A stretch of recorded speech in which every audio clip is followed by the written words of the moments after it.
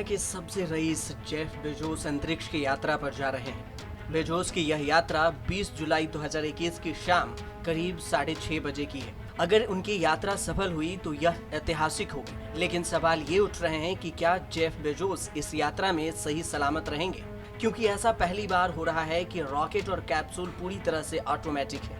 Automatic का मतलब इस रॉकेट और कैप्सूल में बैठे इंसान या मास्टर कंट्रोल सेंटर को लॉन्च कमांड देने के बाद कुछ नहीं करना होगा।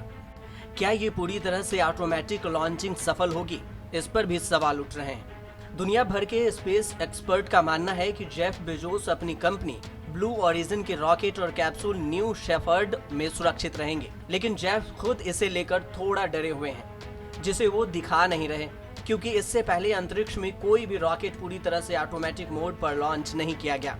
न ही किसी कैप्सूल ने यात्रियों को इस मोड में स्पेस की यात्रा कराई है। बेजोस के साथ 3 और यात्री भी भेजे जा रहे हैं। खासकर इस लॉन्च को जानबूझकर 20 जुलाई को रखा गया है, क्योंकि इसी दिन अपोलो 11 ने चांद पर लैंडिंग की थी।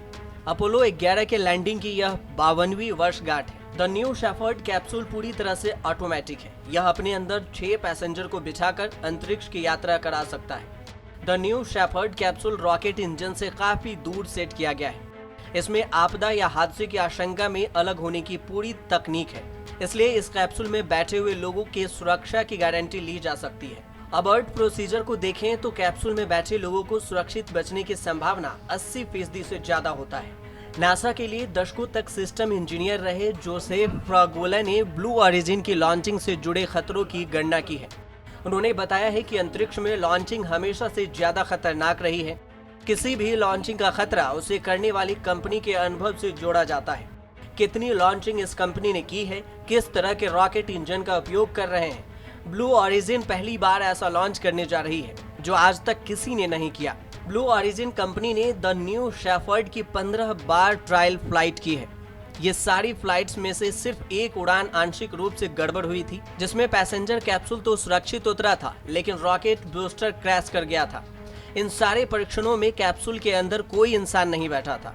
यह पूरी तरह से मानव रहित उड़ानें थी।